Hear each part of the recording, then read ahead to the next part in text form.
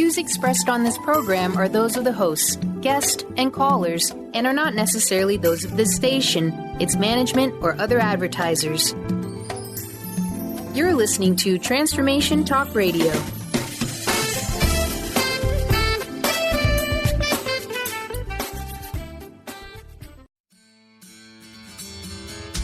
Moms, are you raising your kids to believe they can create the life of their dreams? Are you living your life that way as well? Living an awakened life means more than just talking about it. Join host Debbie Pokornik on Vibrant, Powerful Moms as she shares practical tips, stories, and interviews with enlightened guests, all geared at helping you create and live an extraordinary life. It's time to stand firmly in your power and model the life you want for your kids to inherit. And it all begins now on Transformation Talk Radio.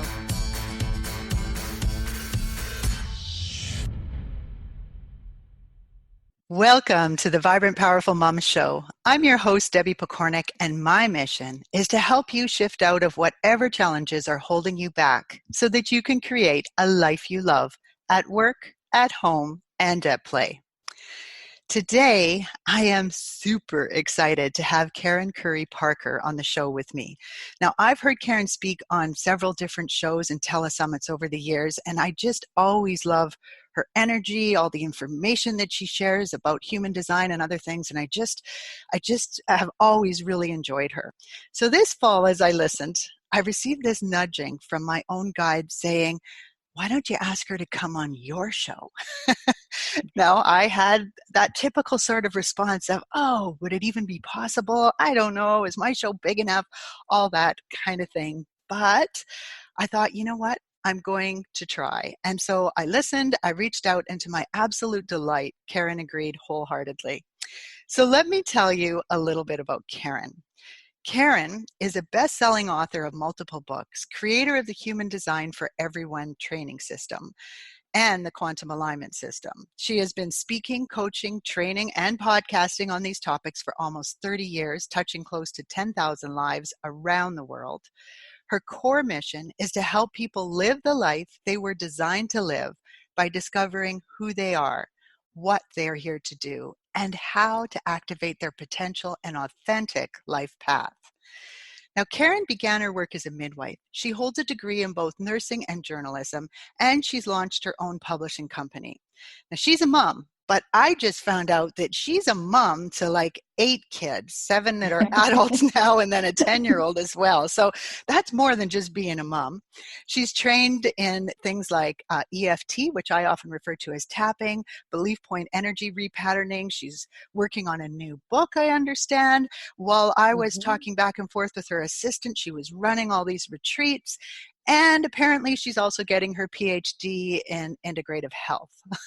So this is one incredibly busy woman, and really we're just talking professionally there, never mind the personal side.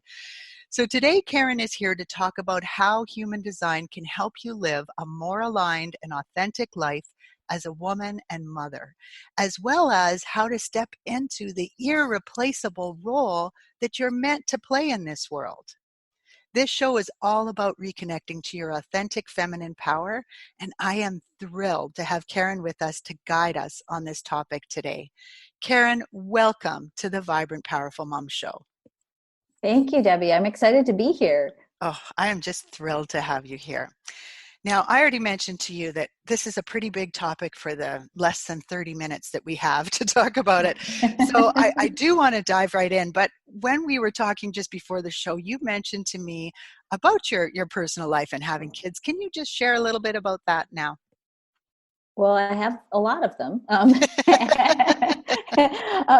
every one of them is different, which is probably the biggest thing that excites me about human design, is because I used it immediately with my kids. And I think having, human design is a way of really understanding the way people operate, how their energy works, how their temperament operates. It tells you a lot from a parenting perspective, how your kids sleep, which kids are going to be more prone to power struggles, which kids need more attention. And if you don't give them attention, how what kinds of mischief they might get into. It tells you a lot about what's the underlying driver behind sometimes why your kids misbehave, because kids misbehave for different reasons, and how you can tackle those drivers proactively. So when I first encountered human design, which was in 2000, which is a long time ago now, I think my kids were probably, I guess I'm doing the math now, which is bad because I don't remember how old anybody is anymore, but they were all, not teenagers yet, or very close to teenager years. And I had one kid, we all have that one kid, right? I had that one kid that, had a permanent, we used to joke, he had permanent road rash on his face because he had always, fallen out of a tree or fallen off of a little Tyke's car or something. I mean, he was a handful. Yes. And really, really gave me a lot of challenges. Mostly the biggest challenge was keeping him alive, because he was kind of a daredevil. And, when I looked at his human design, which, gave me tremendous answers about who he was and why he was the way that he was, it really gave me a very powerful way to raise him that allowed him to discover in the way that was right for him how he could best activate his learning style, his way of being in the world, without shaming him, without medicating him, because when he was in school, they were constantly wanting to medicate him, but there wasn't anything wrong with him. He was just, by design, a experimental, high active, creative, passionate person. And he didn't really need to be medicated. He needed to be allowed to explore his true nature according to his temperament and his energy design. So, after really playing with their designs and helping them understand who they are, I actually ended up pulling them out of school, several of them out of school. One of them stayed in school because he really liked school, and it was a good fit for him. But I pulled them out of school and homeschooled them for 11 years. In all your extra time. In all your extra time. It was, it was a full-time job plus, on top of everything else. Oh, so amazing. And now you even have a grandchild as well. So you've got all the... I have, my grandbaby was born 6 weeks ago, my first grandbaby. Oh my gosh. That is so neat. Now, I didn't know this, and I do want to jump into the explanation of human design, but just before we do, you mentioned to me also that human design was actually created originally to help understand kids and help to support kids before they realize that, we have to help their parents first understand this if we really want this to trickle down. I think that is really Absolutely. fascinating. Yeah, that's so important for us to know, because it tells us that, can this help you? Absolutely. This can help you when it comes to dealing with your kids. So for those listeners who are not familiar, maybe you could just give us a quick synopsis of what human design is and why it's important on the planet right now. Totally. So human design is a synthesis of Eastern and Western astrology, the Chinese I Ching, the Hindu chakra system, the Judaic Kabbalah, and quantum physics. That's gobbledygook for a lot of people. What it really is using your birth information. You actually calculate using a computer, thank God, because we used to do this by hand. You use your birth information, and it's the computer system spits out this chart. This chart is basically a map of how you're hardwired. So if you've ever remodeled your kitchen or your house, you know that the electrician comes in and he's got a circuit map, right, of where the circuitry runs and how to get it all through the room and where the plugs are. Your human design is just like that blueprint of the circuitry of your kitchen. It's the blueprint of the circuitry of how you operate in the world. What it shows you is, especially if you're looking at it from a parenting point of view, it shows you a lot about your temperament. It shows you a lot about your purpose. It shows you what you're here to talk about. It shows you how your energy can be impacted by other people. So one of the things that the chart will show you is, are you emotionally empathic? All right. So when we have an emotionally empathic child and you're raising an emotionally empathic child, that's usually the kid that's super sensitive. And oftentimes is the kid in the family that's very dramatic because they're taking in everybody's emotional energy and they're feeling it so deeply. They're the ones that are acting out the emotional energy in the family, and recognizing that helps you parent them in a way that allows them to stay connected to their own energy and not get their energy hijacked by the energies around them. From a parenting perspective, as I said, it shows you what's the best way for you to sleep, what's the best way for you to eat. And most importantly, and I think this is really the crux of the system, it shows you how you are designed to make good and powerful decisions. And the way in which you are designed to make decisions, because everybody makes decisions differently. And if you think about your life is the sum total of every choice you've ever made. And if you don't know how to make choices in the way that's right for you, in human design, there are 5 different energy types. Each one of those types has a different way of making decisions. If you don't know your energy type and how to make decisions that are right for you, you're going to compromise what you need and want. You're going to give up what you need and want. You're going to potentially take yourself in a direction that's going to cause you to really be misaligned with your purpose and a life that feels effective and productive and meaningful. If you are a parent, and your kids, you're struggling with, really basic parenting issues like peer pressure. It's a really, it's an issue we talk about a lot, especially when we have middle school and teenage kids. When you understand their design and you can, you can recognize their decision-making strategy, you can start giving them really powerful information that's going to teach them how to stay in integrity with who they are, no matter what's going on around them, and how to, in conjunction with that, make the right decisions for themselves that keep them, staying true to who they are and not compromising even in the face of, say, peer pressure. Nice. I think that it is such critical information for us to know, because it totally changes how we view our child. And I mean, this isn't even just about our child, how we view ourselves, like when we start beating ourselves up because, why can't I talk less? Why can't I do this less? And, that reminds me, I was reading one of your newsletters because I am on your list. And you were talking about how the biggest problem with communication is we think it's about talking. And that, I found that so incredibly intriguing. I thought, wow, if there's something parents need to know, because, little kids with their high energy and they're talking away about things. And sometimes we just can't take it. And we say, stop, just stop. So could you speak to that just a little bit about what is really going on when your child's talking like that? Absolutely. Well, there's a couple of things going on, but I'll break it down for you. First of all, a lot of children by their human design need more attention than average. And I would say, if I was going to break it down numerically, I'll say 70% of children need attention and recognition more than what I think we're taught is normal attention and recognition. And if they don't get that need for attention and recognition met appropriately, meaning if you're not, really the bottom line is, if you're not present to your kid, really present to your kid, then they will do things to irritate and annoy you, not on purpose. This isn't something they're doing consciously. They're not saying to themselves, wow, mom's really not present to me today. I think I'm going to annoy her, right? It's an unconscious learning pattern. They will annoy you, because then they'll still be getting attention. Even if you're snapping at them or telling them, get out of the pantry, no, you can't have a snack right now, or whatever it is that they're doing. Right. That annoying piece that energy they're creating, that's they're getting your attention, because that attention, even though it's negative, is helping them move energy. 70% of people need to move energy verbally.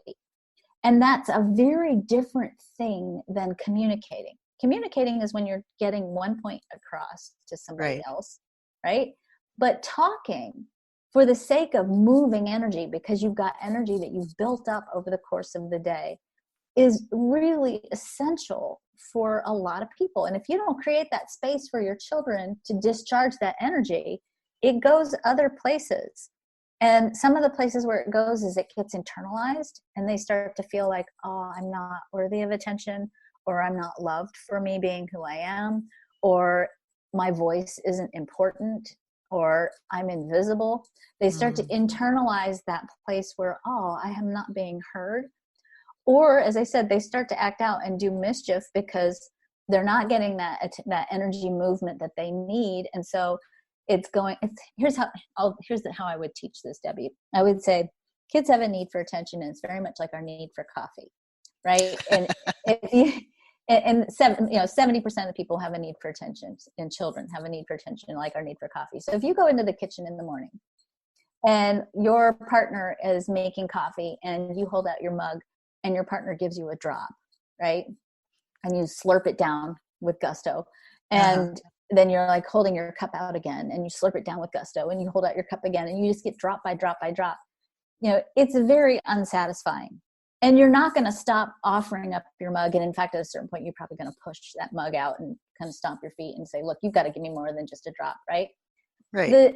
A child's need for attention is very much like our need for coffee under those circumstances. And if we're just giving them drop by drop by drop and not giving them a space to just sit and let them unload all that energy, let's say it's the end of the day and they come home and they've got to unpack their entire day. If they're not getting that full presence, then they're just going to keep coming back for another drop and another drop and another drop. And then we feel annoyed and they feel unheard. And it's a dynamic that creates some longer term ramifications, particularly when you have a teenager later on. Yes. And then they often stop talking to you. And then talking to others instead. Yeah, that is so fascinating. And as I'm listening to you talk, I'm thinking of all the parent education, all the teaching that I've done, and how that ties in so beautifully in my mind anyway, with that whole idea of taking that time to actually say, okay, look, I can't sit down and listen to you right now. I'll pour you that cup of coffee, but it's going to be in 2 minutes, and then we're going to sit and you're going to just get to slurp that coffee right up, and to give them that space can make such a huge difference. So beautiful. So now I want to talk a little bit about the human design chart being innately feminine. What does that mean? Can you talk a bit about that? Totally. So if we look at the chart as a cross-cultural archetype or cross-cultural blueprint for what does it mean to be a human being, contained in this chart are all kinds of archetypes and really the story of the human condition. If you look at that story, what you'll see is that there's power in that story. We're designed to be powerful. In fact, it's such an important need that we go through two distinctly different developmental phases as children that help us discover our power, right? When we're toddlers or, 2 to 5, we go through a phase where we're learning how to be powerful. And then when we're teens, we go through a phase where we're learning even more deeply, how are we powerful? We are trained in a very masculine model of power. That is a model that is about usurping and taking and seizing and standing your ground and fighting, right? Mm-hmm. When we look at the blueprint of the human story, what we see is that the highest potential function of the places in the chart where there's power, the best way to tap into that power is to respond. Everything in the chart, every source of power in the chart is responsive. We are designed to be powerful in response to the need for resources. We are designed to be powerful in response to a need for nurturing, caring, long-term planning, sustenance. We are designed to respond when our emotional energy is correct, not reactive, but deliberate. And we're designed to respond when the timing is right. So nothing in this chart says that the natural human condition is to go out and take power. In fact, if you go out and take power, it's not sustainable and it creates unsustainable consequences as a result. But if you instead let the world show up, assess it, feel your way into what's right, and then respond to what shows up, you then activate a much deeper, more sustainable, rich quality of power that also is also in conjunction with that more equitable, more sustainable, and more peaceful in response. Mm-hmm. Not to mention more nurturing, right? Totally. Yeah. Oh, nice. Here's the thing. We are designed to respond to life and each other. And this is in the chart. This is not just this system. This is the synthesis of many cross-cultural archetypes. Mm-hmm. We are designed to take our direction in life and to interact with each other from a place of compassion. That's the highest expression of the human potential.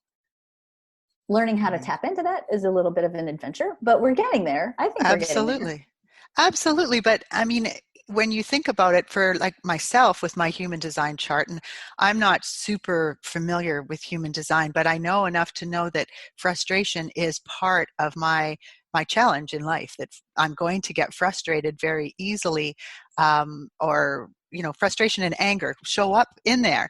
And knowing that makes it so much easier when I'm thinking about, my relationship with my child, who's, saying, right, mom, right, mom, right, mom,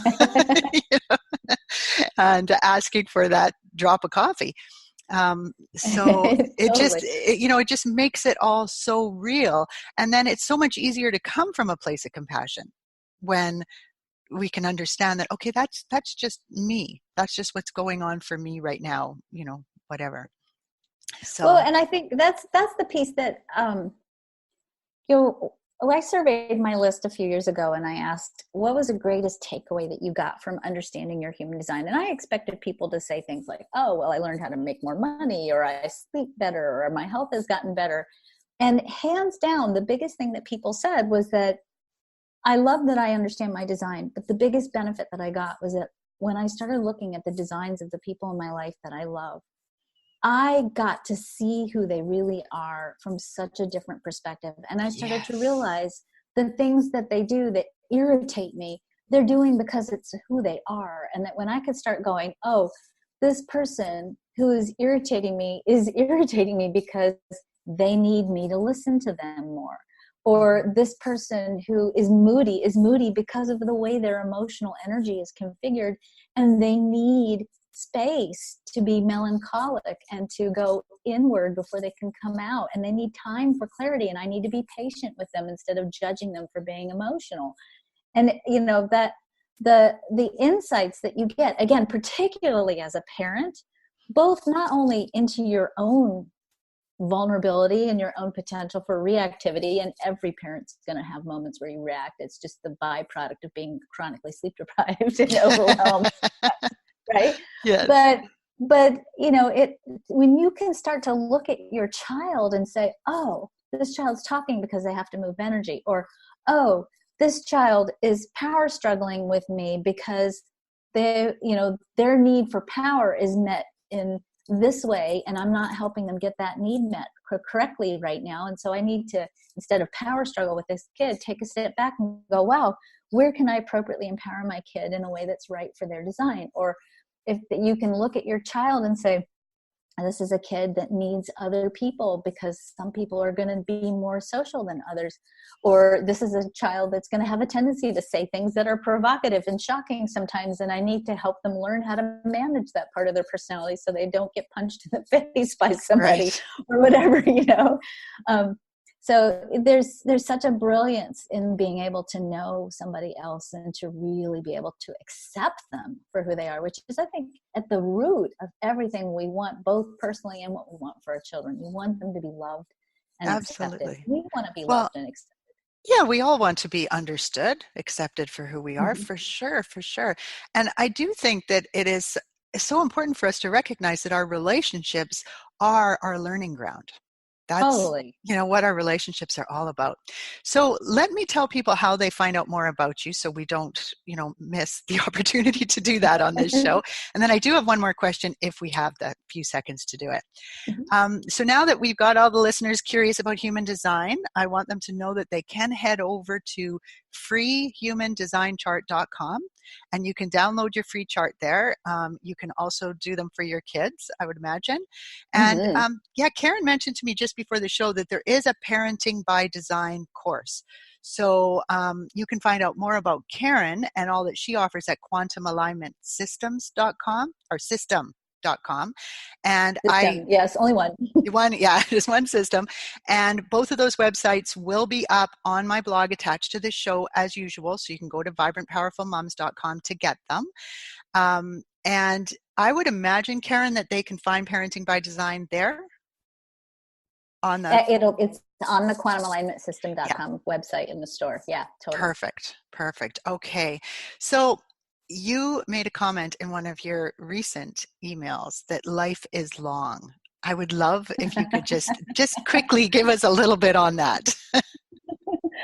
Well, I think we have this expression, life is short, right? And I've been Yes. reading it here, and I'm thinking, I think that's a really dangerous mindset, because I know the intention is to get us to savor the moment, but if we think life is short, then we're making short-term decisions in the moment. And Yes. what the human design chart shows us is that we're all here to become masters of ourselves ultimately. And that mastery, and I'm saying this now as a 54-year-old woman, mastery takes time. You're not going to become masterful in your 20s or in your 30s and your 40s. And I know that sounds depressing to some people, but it does take time to become masterful. And if we can go, okay, life is long, then I can accept that. Then you also have time to make mistakes.